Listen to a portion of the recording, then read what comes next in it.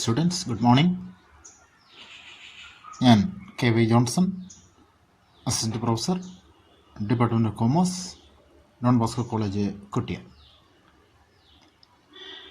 നിങ്ങൾക്ക് ഏവർക്കും സെക്കൻഡ് ഇയറിലേക്ക് അഥവാ തേർഡ് സെമ്മിലേക്ക് ഹാർദവമായ സ്വാഗതം. നമ്മുടെ ഫസ്റ്റ് ഇയറിൽ സെക്കൻഡ് സെമ്മിൻ്റെ ക്ലാസ്സുകളൊക്കെ പൂർത്തീകരിച്ച് അതിൻ്റെ പരീക്ഷകളൊക്കെ നടക്കും.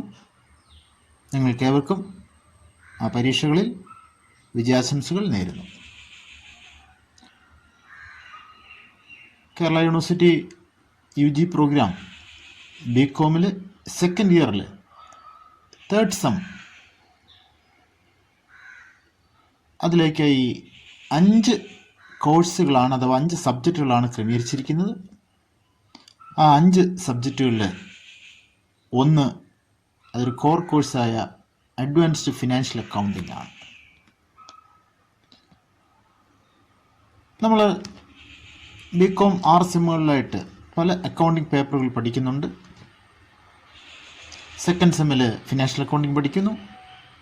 തേർഡ് സെമ്മിൽ നമുക്ക് അഡ്വാൻസ്ഡ് ഫിനാൻഷ്യൽ അക്കൗണ്ടിംഗ്, തുടർന്ന് അങ്ങോട്ട് corporate accounting, cost accounting, applied costing, management accounting, ഇങ്ങനെ പല അക്കൗണ്ടിംഗ് സബ്ജക്റ്റുകൾ പഠിക്കും.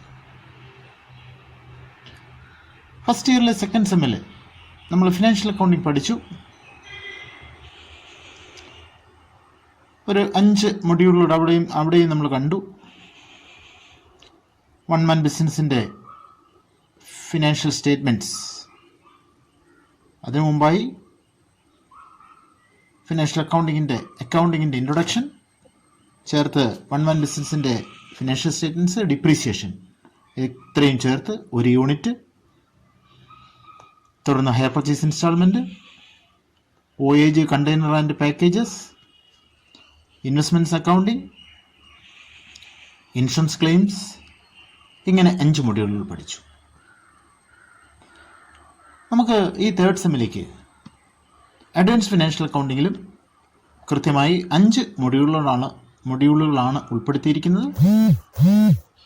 ഒന്ന് partnership accounts, 2 consignment accounts, 3 joint venture accounts, 4 branch accounts and 5 department accounts. Second സെമ്മിലെ financial അക്കൗണ്ടിൽ നിന്നും വ്യത്യസ്തമായിട്ട് കുറച്ചുകൂടി ഫേം ഓറിയൻറ്റഡ് ആണ്, അല്ലെങ്കിൽ ഇൻസ്റ്റിറ്റ്യൂഷണൽ ഓറിയൻറ്റഡ് ആണ് നമ്മുടെ അഡ്വാൻസ് ഫിനാൻഷ്യൽ അക്കൗണ്ടിലെ അക്കൗണ്ടിങ് യൂണിറ്റുകൾ. കൃത്യമായി 5 സ്ഥാപനങ്ങൾ, ആ സ്ഥാപനത്തിൻ്റെ അക്കൗണ്ടിങ് പ്രൊസീജിയറുകൾ, ഇതൊക്കെയാണ് നിങ്ങൾ ഈ സെമ്മിൽ പഠിക്കേണ്ടിയിരിക്കുന്നത്. ഈ വർഷത്തെ ഈ സെമ്മിലെ ക്ലാസ്സുകളൊക്കെ വിജയകരമായി തീർക്കുവാൻ നമുക്ക് സഹായമാകട്ടെ എന്ന് നമുക്ക് പ്രാർത്ഥിച്ചുകൊണ്ട് ക്ലാസ്സുകൾ ആരംഭിക്കാം.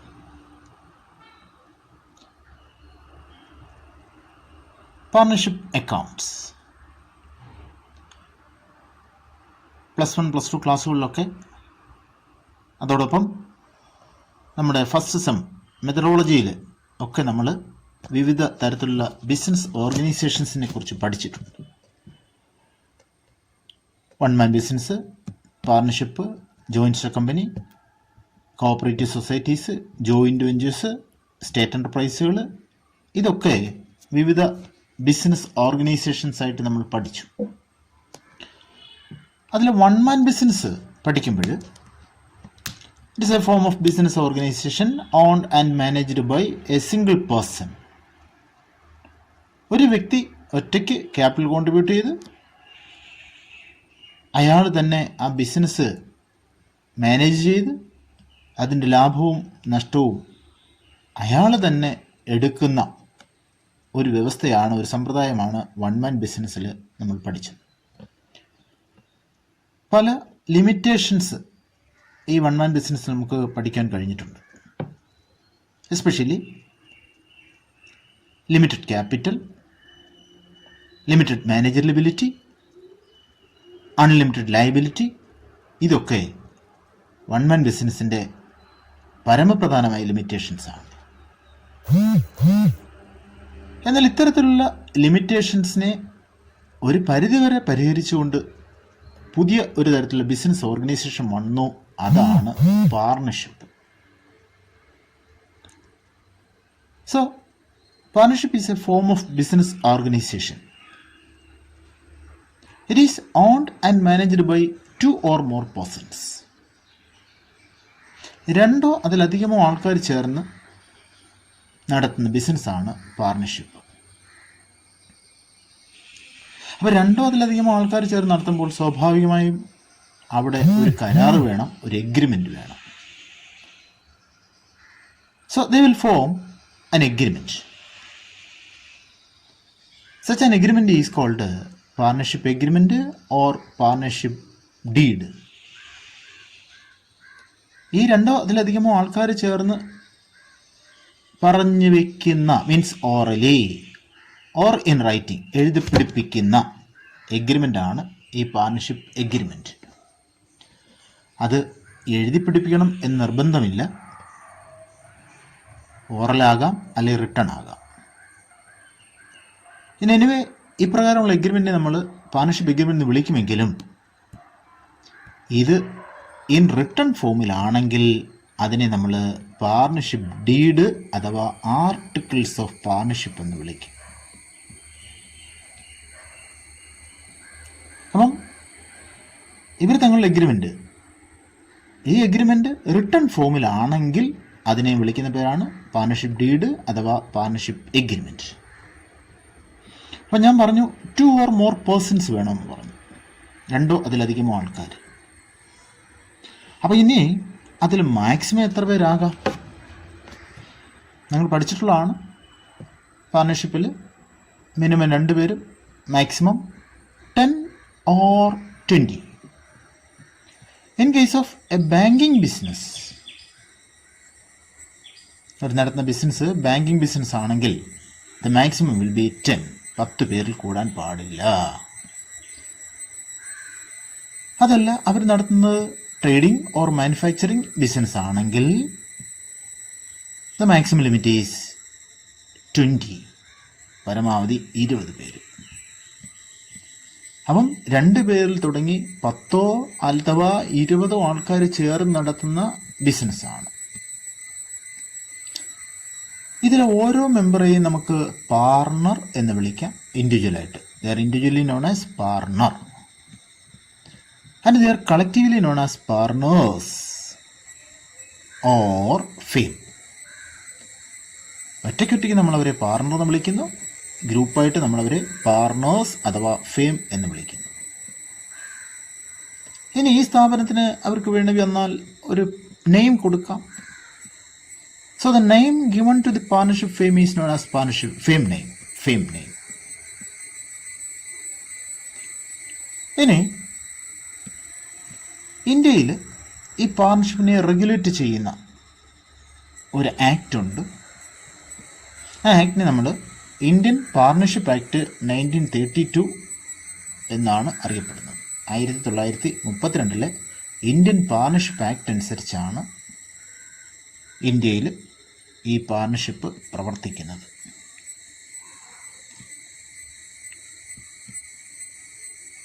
ഇതിൽ സെക്ഷൻ 4 കൃത്യമായി ഈ പാർട്ണർഷിപ്പിന് ഒരു ഡെഫിനിഷൻ പറയുന്നുണ്ട്.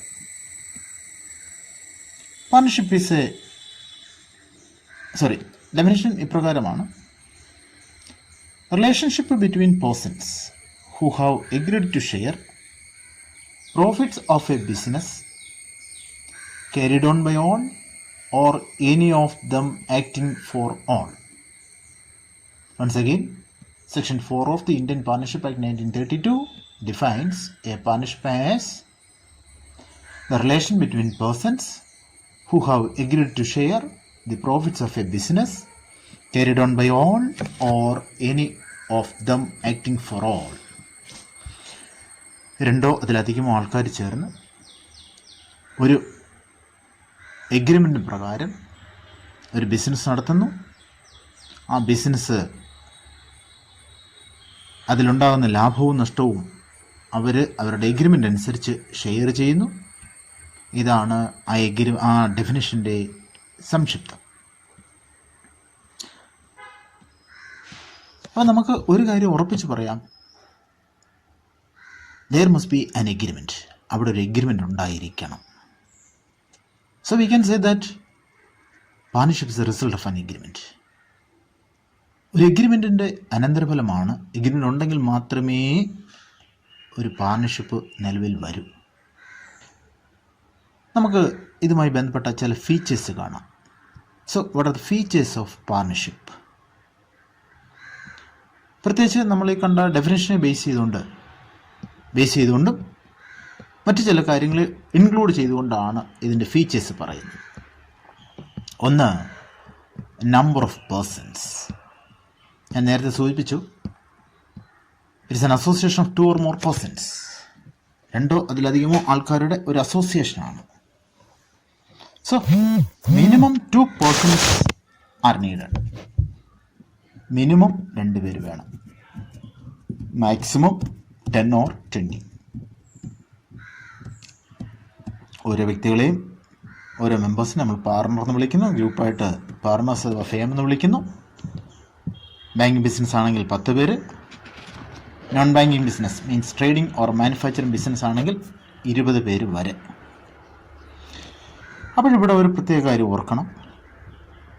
ഒരു പക്ഷേ ഈ 20 എന്നുള്ളത് എക്സീഡ് ചെയ്താൽ ഇത് എന്തായി മാറും? പാർട്ണർഷിപ്പിൽ മാക്സിമം 20 പേരെ ആകാവൂ. 20-ൽ കൂടുതൽ പേരായാൽ ഇത് ഒരു ഇല്ലീഗൽ അസോസിയേഷനായിട്ട് മാറിത്തീരും. നിയമവിരുദ്ധമായി പ്രവർത്തിക്കുന്ന ഒരു അസോസിയേഷൻ. ഇനി നമുക്ക് മറ്റു കാര്യം ഓർക്കേണ്ടുന്നത്,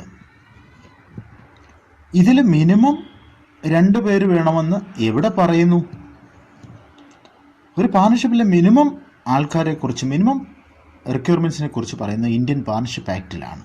1932 ഇന്ത്യൻ പാർട്ണർഷിപ്പ് ആക്റ്റിലാണ് മിനിമം പേഴ്സൺസിനെ കുറിച്ച് പറയുന്നത്. എന്നാൽ ഇതിൽ മാക്സിമം 10 അഥവാ 20 ആകാം എന്നുള്ളതിനെക്കുറിച്ച് പറയുന്നത് കമ്പനീസ് ആക്റ്റിലാണ്, ഇന്ത്യൻ കമ്പനീസ് ആക്റ്റിലാണ്. അതൊരു വൈരുദ്ധ്യതയാണ്. മിനിമത്തെക്കുറിച്ച് പറയുന്നത് ഇന്ത്യൻ പാർട്ണർഷിപ്പ് ആക്റ്റിലും മാക്സിമത്തെക്കുറിച്ച് പറയുന്നത് ഇന്ത്യൻ കമ്പനീസ് ആക്റ്റിലുമാണ്. So minimum 2, maximum 10 or 20. Okay, come to the next point. Next point is there must be an agreement. ഒരു എഗ്രിമെൻ്റ് വേണം. ഞാൻ നേരത്തെ സൂചിപ്പിച്ചു, partnership is a result of an agreement. ഒരു എഗ്രിമെൻറ്റിൻ്റെ റിസൾട്ടാണ് പാർട്ണർഷിപ്പ്. If there is no agreement, there is no partnership. Such an agreement may be either in oral or in written. ഓറലാകാം അല്ല റിട്ടൺ ആകാം. ഒരിക്കലും അത് എഴുതി പിടിപ്പിക്കണം എന്ന് നിർബന്ധമില്ല. എന്നാൽ റിട്ടൺ ഫോമിലാകുന്നതാണ് എപ്പോഴും നല്ലത്.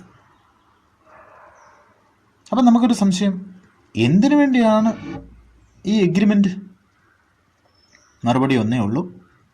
പാർട്ണർഷിപ്പ് എന്നത് 2 അതിലധികമോ ആൾക്കാരുടെ അസോസിയേഷൻ ആയതുകൊണ്ട് there may be the chance of misunderstanding, disagreements, quarrels, contradictions, etc. So in order to avoid all kinds of misbehaviors, disagreements, quarrels, conflicts, an agreement will help. അഥവാ ഏതെങ്കിലും ഇത്തരത്തിൽ പാർട്ണേഴ്സിൽ തർക്കങ്ങളോ വിഷയങ്ങളോ പ്രശ്നങ്ങളോ വരികയാണെങ്കിൽ ഒരു റിട്ടൺ എവിഡൻസ് അവിടെ ഉണ്ടെങ്കിൽ നമുക്കതെടുത്ത് പരിശോധിക്കാം, ആ വ്യക്തികളെ കാണിക്കാം. സുഹൃത്തെ, നമ്മൾ ഇപ്രകാരമാണ് ഇത് എഴുതി വെച്ചിരിക്കുന്നത്, നമ്മുടെ ധാരണ ഇതാണ്, ഇതിനനുസരിച്ച് പ്രവർത്തിക്കണം എന്നവനെ ബോധ്യപ്പെടുത്താം. അതിലുപരി ഓരോ പാർട്ണേഴ്സിൻ്റെയും റൈറ്റ്സ്, ഡ്യൂട്ടീസ്, റെസ്പോൺസിബിലിറ്റീസ് ഇതൊക്കെ മനസ്സിലാക്കുന്നതിനും അവർ ആ സ്ഥാപനം എന്താണെന്നും അതിനെ കൂടുതൽ പ്രയോജനപ്പെടുത്തുന്നതിനും അവർക്ക് കൂടുതൽ ഉത്തരവാദിത്തങ്ങൾ കൊണ്ടുവരുന്നതിനുമൊക്കെ ഇത്തരത്തിലുള്ള പാർട്ണർഷിപ്പ് ഡീഡുകൾ സഹായിക്കുന്നു. ഇത് കൂടാതെ പാർട്ണർഷിപ്പ് ഫേം, രജിസ്ട്രേഷനോ മറ്റോ ആവശ്യമായി വരികയാണെങ്കിൽ അവിടെ രജിസ്ട്രാർക്ക് കൊടുക്കുന്നതിനും ഒക്കെ means of two fulfil the legal requirements. അപ്പോൾ ഞാൻ 3 കാരണങ്ങൾ പറഞ്ഞു, 3 ആവശ്യങ്ങൾ പറഞ്ഞു. 1 പ്രശ്നങ്ങൾ ഒഴിവാക്കുന്നതിന്, 2 മെമ്പേഴ്സിനെ മീൻസ് പാർട്ണേഴ്സിനെ അവരുടെ ഉത്തരവാദിത്തങ്ങളെക്കുറിച്ച് ബോധ്യപ്പെടുത്തുന്നതിന്, 3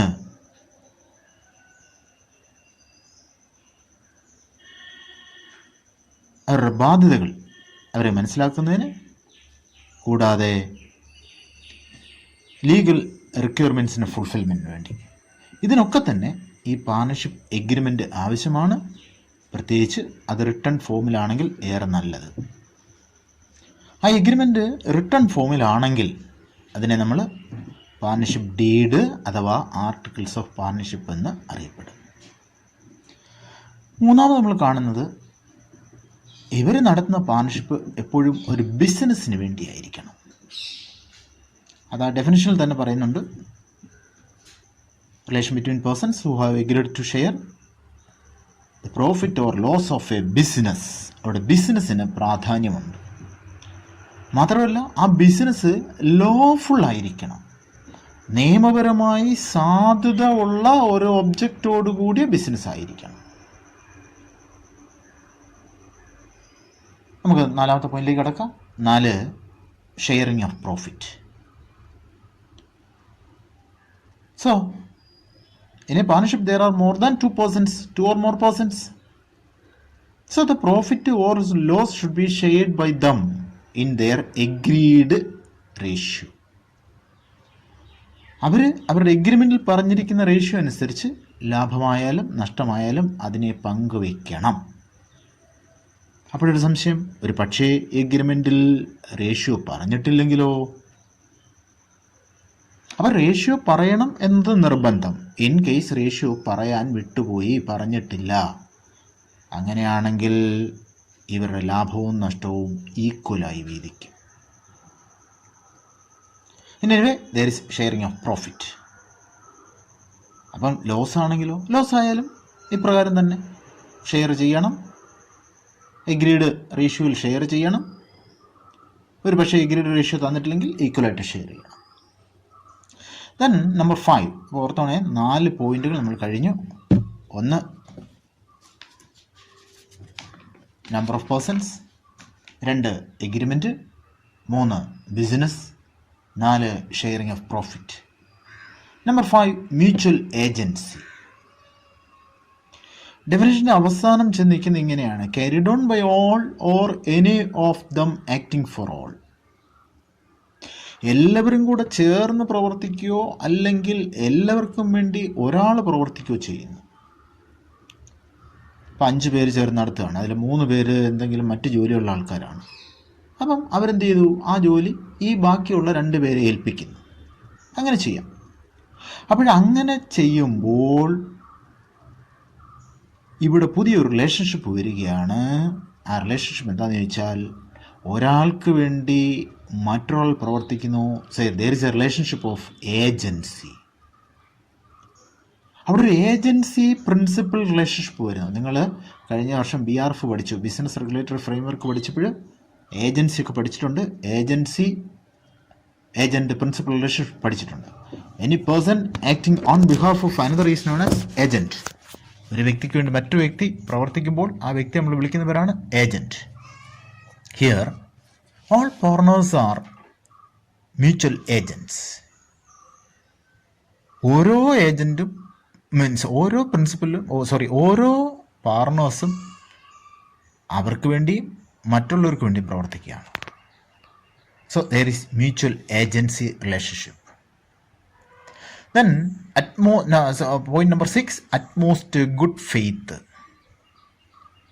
ഉത്തമ വിശ്വാസം എന്നത് പാർട്ണർഷിപ്പിൻ്റെ അടിത്തറയാണ്. അറ്റ്മോസ്റ്റ് ഗുഡ് ഫെയ്ത്ത്, പരസ്പരം ഉത്തമ വിശ്വാസത്തോടുകൂടി പ്രവർത്തിക്കുക. ഇത് പാർട്ണർഷിപ്പിൽ ഏറ്റവും അടിസ്ഥാന തത്വമാണ്. പരസ്പരം പാരവയ്ക്കാനോ വഞ്ചിക്കാനോ ചതിക്കാനോ തെറ്റിദ്ധരിപ്പിക്കാനോ ഒന്നും പാടില്ല. So utmost good faith. Each partners must act in good faith. Okay, then number 7, liability of partners. നമ്മൾ വൺ മാൻ ബിസിനസ്സിൻ്റെ ലിമിറ്റേഷൻസ് പറഞ്ഞപ്പോൾ അവിടെ എടുത്തു പറഞ്ഞ ഒരു പോയിൻ്റാണ് വൺ മാൻ ബിസിനസ്സിൽ വ്യക്തിയുടെ ലയബിലിറ്റി അൺലിമിറ്റഡ് ആണെന്ന് പറഞ്ഞു. നമുക്കിവിടെ പറയുന്നത് ഒരു പാർട്ണർഷിപ്പ്, പ്രത്യേകിച്ച് ജനറൽ പാർട്ണർഷിപ്പ്, അവിടെ ലയബിലിറ്റി അൺലിമിറ്റഡ് ആണ്. അതോടൊപ്പം തന്നെ the liability is joint and several. അപ്പോൾ ഇനി എന്താണ് ഈ അൺലിമിറ്റഡ് ലയബിലിറ്റി എന്ന് പറഞ്ഞാൽ? ഒരു വ്യക്തി കോൺട്രിബ്യൂട്ട് ചെയ്തിരിക്കുന്നത് 10,000 ആണെന്നിരിക്കട്ടെ, ക്യാപിറ്റലായിട്ട് കോൺട്രിബ്യൂട്ട് ചെയ്തിരിക്കുന്നത് 10,000. പക്ഷെ ബിസിനസ് നടത്തി അങ്ങോട്ട് പോയപ്പോൾ സ്ഥാപനത്തിൽ 3 പേരുണ്ടെന്നിരിക്കട്ടെ. അപ്പോൾ ഓരോരുത്തരും 10,000 വെച്ച് കൊണ്ടുവന്നു, 30,000 രൂപ അവരുടെ ക്യാപിറ്റൽ. ബിസിനസ് നടത്തി അങ്ങോട്ട് പോയി ഭീമമായ നഷ്ടം വന്നു. ഇപ്പോഴവരുടെ നഷ്ടത്തിൻ്റെ അവസ്ഥ ലക്ഷങ്ങളാണ്. അപ്പോൾ ഒരു പാർട്ണർക്കും ഒഴിഞ്ഞു മാറാൻ പറ്റില്ല. ഞാൻ 10,000 രൂപയെ കോൺട്രിബ്യൂട്ട് ചെയ്തിട്ടുള്ളൂ, എൻ്റെ 10,000 രൂപ പോട്ടെ, ബാക്കിക്കൊന്നും ഞാൻ ഉത്തരവാദി അല്ല എന്ന് പറഞ്ഞ് ഒഴിയാൻ പറ്റില്ല. മറിച്ച് ആ സ്ഥാപനത്തിലെ ബാധ്യതകൾ എത്രത്തോളം ഉണ്ടോ ആ ബാധ്യതകളെല്ലാം തന്നെ ഇവർ 3 പേരും കൂടെ ചേർന്ന് കൊടുത്ത് തീർക്കണം. അപ്പോൾ അവരുടെ ക്യാപിറ്റൽ ലിമിറ്റ് ചെയ്യുകയല്ല, മറിച്ച് ഹോൾ ലയബിലിറ്റീസിന് ഈ പാർട്ണേഴ്സ് ബാധ്യസ്ഥരാണ്. അത് ഈ സ്ഥാപനത്തിലെ സാധനങ്ങൾ അല്ലെങ്കിൽ ആസറ്റ്സ് കൊടുത്ത് തീർത്ത് ഇടപാട് തീർക്കാൻ പറ്റില്ല എന്നുണ്ടെങ്കിൽ തീർച്ചയായും ഇവരുടെ പ്രൈവറ്റ് പ്രോപ്പർട്ടീസിൽ നിന്നും എമൗണ്ട് കോൺട്രിബ്യൂട്ട് ചെയ്ത് ബാധ്യത തീർക്കണം. ഇതിനെയാണ് നമ്മൾ അൺലിമിറ്റഡ് ലയബിലിറ്റി കൊണ്ട് ഉദ്ദേശിക്കുന്നത്. അപ്പോൾ ഒരു ജനറൽ പാർട്ണർഷിപ്പിൽ പാർട്ണേഴ്സിന് ലയബിലിറ്റി അൺലിമിറ്റഡ് ആണ്. എന്നാൽ ഒരു കാര്യം ശ്രദ്ധിക്കേണ്ടത് 2008 ആക്ട് അനുസരിച്ച് 2008 ആക്ട് അനുസരിച്ച് ലിമിറ്റഡ് ലയബിലിറ്റി പാർട്ണർഷിപ്പ് ഉണ്ട്. അതിനെ നമ്മൾ LLP ആക്ട് എന്ന് വിളിക്കും, ലിമിറ്റഡ് ലയബിലിറ്റി പാർട്ണർഷിപ്പ് ആക്ട്. ഈ പുതിയ സമ്പ്രദായം അനുസരിച്ച് പാർട്ണേഴ്സിൻ്റെ ലയബിലിറ്റി ലിമിറ്റ് ചെയ്തുകൊണ്ടുള്ള പാർട്ണർഷിപ്പുകളുണ്ട്. അത് നമുക്ക് തുടർന്ന് അങ്ങോട്ട് കാണാം. ഈ യൂണിറ്റ് അവസാനിക്കുന്ന ഭാഗത്ത് അതിനെ നമുക്കൊന്നുകൂടെ കാണാം. ഓക്കെ, മുന്നോട്ട് പോകുന്നു. അപ്പം ഞാൻ 7 പോയിൻറ്റ്സ് പറഞ്ഞു. 1, മെമ്പർഷിപ്പിൻ്റെ കാര്യം പറഞ്ഞു, അല്ലെ നമ്പർ ഓഫ് പേഴ്സൺസിൻ്റെ കാര്യം പറഞ്ഞു, എഗ്രിമെൻറ്റിൻ്റെ കാര്യം പറഞ്ഞു, business, sharing a profit, mutual agency, utmost good faith, liability of partners പറഞ്ഞു. അടുത്ത point, no separate legal existence. നിയമപ്രകാരം ഓരോ പാർട്ണറും സെപ്പറേറ്റഡ് അല്ല. പാർട്ണർഷിപ്പിന് ഒരു ലീഗൽ എൻറ്റിറ്റി ഇല്ല. A partnership is not a legal entity. It does not enjoy any legal status apart from its partners. Means പാർട്ണേഴ്സും പാർട്ണർഷിപ്പും ഒറ്റ ഐഡൻറ്റിറ്റിയിലാണ് നമ്മൾ കൺസിഡർ ചെയ്യുന്നത്. മീൻസ് പാർട്ണർഷിപ്പിൻ്റെ ലയബിലിറ്റികളെല്ലാം തന്നെ പാർട്ണേഴ്സ് കൊടുത്ത് തീർക്കണം. സ്ഥാപനം വേറെ വ്യക്തി വേറെ എന്ന ഒരു സെപ്പറേഷൻ ഇല്ല. No separate legal existence. നിയമത്തിന് മുമ്പിൽ സ്ഥാപനം കൊടുത്തു തീർത്തോളം ഞാനല്ല ബാധ്യസ്ഥൻ എന്ന് പറഞ്ഞ് ഒഴിഞ്ഞു മാറാൻ പറ്റില്ല. സെപ്പറേറ്റ് എൻറ്റിറ്റി ഇല്ല എന്നർത്ഥം. മുന്നോട്ട് പോകുന്നു. Number 9, restriction on transfer of interest. നമ്മൾ തുടങ്ങിയപ്പോഴേ പറഞ്ഞു partnership is a result of an agreement. അതിൽ പാർട്ണേഴ്സ് തമ്മിലുള്ള ഒരു എഗ്രിമെൻ്റ് റിസൾട്ടാണ് ഇത്. അങ്ങനെയെങ്കിൽ ഒരു പാർട്ണർക്ക് മറ്റുള്ള പാർട്ണേഴ്സിൻ്റെ അനുവാദമില്ലാതെ ഈ സ്ഥാപനത്തിൽ അയാളുടെ ഓണർഷിപ്പ്, അയാളുടെ ഷെയർ മീൻസ് പങ്ക് മറ്റൊരു വ്യക്തിക്ക് ട്രാൻസ്ഫർ ചെയ്യാൻ പറ്റില്ല. ഒരു എക്സാമ്പിൾ പറയാം. ABCD 4 പേര് പങ്കാളികളാണ്. അവർ എഗ്രിമെൻറ്റ് ഫോം ചെയ്തിട്ടുണ്ട്. ആ എഗ്രിമെൻറ്റിൽ അവരുടെ റൈറ്റ്സും ഡ്യൂട്ടീസും എല്ലാം പറഞ്ഞു വെച്ചിട്ടുണ്ട്. ഒരു സുപ്രഭാതത്തിൽ എ വിചാരിക്കുന്നു, ഞാൻ ഈ സ്ഥാപനത്തിൽ നിന്നും പിരിയാൻ തീരുമാനിക്കുന്നു, എൻ്റെ അവകാശം എൻ്റെ വൈഫിന് ട്രാൻസ്ഫർ ചെയ്യുന്നു, കെ എന്ന് പറയുന്ന എൻ്റെ വൈഫിന് ട്രാൻസ്ഫർ ചെയ്യാം എന്ന് വിചാരിച്ചാൽ മറ്റുള്ള പാർട്ട്നേഴ്സായ ബിയുടെയും സിയുടെയും ഡിയുടെയും അനുവാദമില്ലാതെ എക്ക് ഇതിൻ്റെ ഓണർഷിപ്പ് കെയിലേക്ക് ട്രാൻസ്ഫർ ചെയ്യാൻ പറ്റില്ല. So no partner can transfer his share to outsiders or third parties without the consent of all other partners. ഇതെല്ലാം തന്നെ ഇതിൻ്റെ ഫീച്ചേഴ്സായിട്ട് നമ്മൾ കാണുന്നു. നമ്മൾ മുന്നോട്ട് നീങ്ങുന്നു. അപ്പോൾ നമ്മൾ കണ്ടുവന്നത് വിവിധ തരത്തിലുള്ള ബിസിനസ് ഓർഗനൈസേഷൻസ്, അതിലെ പാർട്ണർഷിപ്പ്, ആ പാർട്ണർഷിപ്പിൻ്റെ മീനിങ് പറഞ്ഞു, അതിൻ്റെ ഡെഫിനിഷൻ പറഞ്ഞു, അതിൻ്റെ ജനറൽ ഫീച്ചേഴ്സ് പറഞ്ഞു. ഇനി നമ്മൾ കാണുന്നത് പാർട്ണർഷിപ്പ് ഡീഡിനെ കുറിച്ചാണ്. ഒരു എഗ്രിമെൻറ്റ് വേണമെന്ന് പറഞ്ഞു. ആ എഗ്രിമെൻറ്റ് ഓറലാകാം, റിട്ടേൺ ആകാം. റിട്ടേൺ ആണെങ്കിൽ അതിനെ പാർട്ണർഷിപ്പ് ഡീഡ് അഥവാ ആർട്ടിക്കിൾസ് ഓഫ് പാർട്ണർഷിപ്പ് എന്ന് വിളിക്കുന്നു. ഇത് എന്തിനാണെന്നും ഞാനൊന്ന് സൂചിപ്പിച്ചു. ഒരു പീസ്ഫുൾ അറ്റ്മോസ്ഫിയർ ക്രിയേറ്റ് ചെയ്യുക, ഡിസ്പ്യൂട്ട്സ്, ക്വാറൽസ്, മിസ്അണ്ടർസ്റ്റാൻഡിങ്സ് ഒക്കെ ഒഴിവാക്കുക, കോൺട്രാഡിക്ഷൻസ്, കോൺഫ്ലിക്ട്സ് ഒക്കെ ഒഴിവാക്കുക, ഓരോ പാർട്ട്നേഴ്സിൻ്റെയും റൈറ്റ്സ്, ഡ്യൂട്ടീസ്, റെസ്പോൺസിബിലിറ്റീസ്, ലൈബിലിറ്റീസ് ഒക്കെ എന്താണ് എന്നുള്ളത് അവരെ ബോധ്യപ്പെടുത്തുക. അതോടൊപ്പം തന്നെ to fulfil the legal requirements. നേരത്തെ പറഞ്ഞതായതുകൊണ്ട് ഞാൻ മുന്നോട്ട് പോകുന്നു. ഇനി നമ്മൾ കാണുന്നത് ഒരു പാർട്ണർഷിപ്പ് എഗ്രിമെൻറ്റ് ഫോം ചെയ്യുമ്പോൾ അതിനകത്ത് എന്തെല്ലാം കാര്യങ്ങളെ ഉൾപ്പെടുത്തണം. So contents of partnership deed.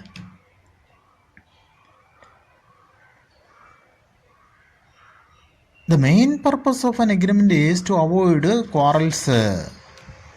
So in order to avoid the quarrels, disputes, all important factors must include in an agreement. So we can see what are the contents. First of all, name of the firm. ഈ സ്ഥാപനത്തിൻ്റെ പേരെന്താണ്. Then name and address of all partners. ഓരോ പാർട്ണേഴ്സിൻ്റെയും പേര്, address വേണം. Then nature of business or object of business. Then date of commencement of partnership. Then the principal location. Then duration. പറയാൻ പറ്റുമെങ്കിൽ പറയണം. ഇത് ഇത്ര വർഷത്തേക്കാണ്, ഇന്ന് മുതൽ ഇത്ര വർഷത്തേക്കാണ് ഈ സ്ഥാപനം എന്ന് പറയാൻ പറ്റുമെങ്കിൽ പറയണം. Then capital contribution of each members. ഈ കൊണ്ടുവന്ന ക്യാപിറ്റലിൽ നിന്ന് അവർക്ക് പിൻവലിക്കാൻ പറ്റുമെങ്കിൽ ആ വിഡ്രോവൽസിനെ കുറിച്ച് അതിനകത്ത് മെൻഷൻ ചെയ്യണം. എത്രത്തോളം എമൗണ്ട് പിൻവലിക്കാം. The amount permitted to be withdrawn by each partner. Then the profit sharing ratio. ഇനി നമ്മൾ നേരത്തെ പറഞ്ഞു carried on by all or any one of the acting for all എന്ന് പറഞ്ഞു. എല്ലാവരും കൂടെ ചേർന്ന് നടത്തിയോ എല്ലാവർക്കും കൂടെ വേണ്ടി ഒരാൾ നടത്തിയോ ഒക്കെ ചെയ്യാം. അങ്ങനെയാണെങ്കിൽ ഇതിലെ മെമ്പേഴ്സിന് ഏതെങ്കിലും തരത്തിലുള്ള റെമ്യൂണറേഷൻസ്, മീൻസ് സാലറിയോ കമ്മീഷനോ എന്തെങ്കിലും കൊടുക്കുന്നുണ്ടെങ്കിൽ അത് എത്രത്തോളം ആകാം എന്നുള്ളത് എഗ്രിമെൻറ്റിൽ പറയണം. Then rate of interest on capital and drawings. അവർ കൊണ്ടുവന്ന ക്യാപിറ്റലിന് പലിശ ഉണ്ടെങ്കിൽ അത് പറയണം, ഡ്രോയിങ്സിന് പലിശ ഉണ്ടെങ്കിൽ അത് പറയണം. ദെൻ ഇവരുടെ ബാങ്ക് അക്കൗണ്ട്സ് ഒക്കെ ഓപ്പറേറ്റ് ചെയ്യുന്ന ആരാണെന്ന് പറയണം. ഓരോ വർക്കേഴ്സിനും അലോട്ട് ചെയ്തതിന് വർക്ക് എന്തൊക്കെയാണെന്ന് പറയണം. ഓരോ പാർട്ണേഴ്സിൻ്റെയും ഡ്യൂട്ടീസ്, റൈറ്റ്സ്, ലൈബിലിറ്റീസ് പറയണം. അതോടൊപ്പം തന്നെ പുതിയതായിട്ട് പാർട്ണറെ അഡ്മിറ്റ് ചെയ്യാൻ പറ്റുമോ, നിലവിലുള്ള പാർട്ണേഴ്സിന് റിട്ടയർ ചെയ്യാൻ പറ്റുമോ, അതോടൊപ്പം തന്നെ ഡെത്ത് ഒക്കെ സംഭവിക്കുന്ന സമയത്ത് എങ്ങനെയായിരിക്കണം അതിൻ്റെ അക്കൗണ്ട്സ് കൈകാര്യം ചെയ്യുന്നത്. ഇത് കൂടാതെ ഈ ഓരോ സാഹചര്യങ്ങളിലും ഇവരുടെ സ്ഥാപനത്തിൻ്റെ ഗുഡ് വില്ല് എങ്ങനെയാണ് വാല്യൂ ചെയ്യേണ്ടുന്നത്, അതെങ്ങനെയാണ് ട്രീറ്റ് ചെയ്യേണ്ടുന്നത്, ഇങ്ങനെയുള്ള കാര്യങ്ങളൊക്കെ എഗ്രിമെൻറ്റിൽ പറയണം.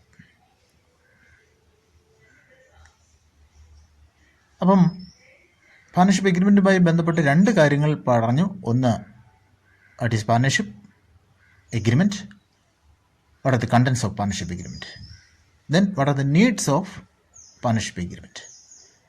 ഇത് പറയുമ്പോൾ തന്നെ മറ്റൊരു കാര്യം കൂടെ ഇവിടെ ശ്രദ്ധിക്കേണ്ടത്, ഒരു എഗ്രിമെൻറ്റിൽ നിർബന്ധമായും അത്യാവശ്യം വേണ്ട കാര്യങ്ങൾ ഉൾപ്പെടുത്തണം. എന്നാൽ ഇവർ എഗ്രിമെൻറ്റ് ഫോം ചെയ്ത സമയത്ത് ചില കാര്യങ്ങൾ വിട്ടുപോയി. So some provisions in the absence of partnership deed. പാർട്ണർഷിപ്പ് ഡീഡിൽ പറയേണ്ടിയിരുന്നതും എന്നാൽ പറയാൻ വിട്ടുപോയതുമായ ചില കാര്യങ്ങൾ എങ്ങനെയാണ് കൈകാര്യം ചെയ്യേണ്ടത്. അതിൽ ഒന്നാണ് പ്രോഫിറ്റ് ഷെയറിംഗ് റേഷ്യോ. നിർബന്ധമായും പ്രൊവിഷൻ റേഷ്യോ പറയണം. എന്നാൽ പറയാൻ വിട്ടുപോയാൽ ഇവരുടെ ലാഭവും നഷ്ടവും ഈക്വലായി ഡിവൈഡ് ചെയ്യണം. So, in the absence of partnership agreement, the profit or loss should be shared equally. Second one, ഏതെങ്കിലും പാർട്ട്നേഴ്സ് എന്തെങ്കിലും തരത്തിലുള്ള സർവീസുകൾ റെൻഡർ ചെയ്യുന്നുണ്ടെങ്കിൽ അവർക്ക് കമ്മീഷൻ അഥവാ സാലറി കൊടുക്കും എന്നുണ്ടെങ്കിൽ എഗ്രിമെൻറ്റിൽ പറയണം. പ്രത്യേകിച്ചൊന്നും പറയുന്നുണ്ടില്ലെങ്കിൽ ഇത്തരത്തിലുള്ള സാലറിയോ കമ്മീഷനോ മറ്റ് റിവാർഡുകളോ കൊടുക്കില്ല. So, in the absence of partnership deed, the partners who are rendering services will not get any remuneration or commission. Another point, in the absence of partnership agreement, the profit or loss should be shared equally. Second one, in the absence of partnership deed, the persons who are engaged or the persons who are served in the business will not get any remuneration as salaries or commission. Thirdly, the rate of interest payable to capital or drawing should be mentioned in a partnership deed. ക്യാപിറ്റലിനോ ഡ്രോയിങ്സിനോ കൊടുക്കുന്ന interest അല്ലെങ്കിൽ charge ചെയ്യുന്ന ഇൻട്രസ്റ്റിനെ കുറിച്ച് ഡീഡിൽ പറയണം. പ്രത്യേകിച്ച് ഇത് പറയുന്നില്ലെങ്കിൽ no interest will be payable to capital or no interest will be charged to drawings. Capital interest കൊടുക്കില്ല, drawings interest charge ചെയ്യില്ല. Number 4, in case of any partners who advance to the partnership as loan, ഏതെങ്കിലും partners സ്ഥാപനത്തിന് ഒരു ലോണോ മറ്റോ advance ചെയ്യുന്നുണ്ടെങ്കിൽ അതിൻ്റെ rate എത്രയാണെന്ന് എഗ്രിമെൻറ്റിൽ പറയണം. ഇത് പറഞ്ഞിട്ടില്ലെങ്കിലും they will get a 6% interest. So, in the absence of partnership agreement, in the absence of provisions relates to the loan advanced by the partners, they will get a 6% interest on loan. These are the provisions in the absence of partnership deed. ഞാനൊന്ന് sum up ചെയ്തോട്ടെ. Partnership meaning പറഞ്ഞു, definition പറഞ്ഞു, features പറഞ്ഞു. Then partnership ഡീഡിലെ contents പറഞ്ഞു. Provisions in the absence of partnership deed പറഞ്ഞു. ഇന്നത്തെ class ഇവിടെ അവസാനിക്കുന്നു. അടുത്ത ക്ലാസ് വരും ദിവസങ്ങളിൽ പ്രതീക്ഷിക്കാം. Okay, good bye.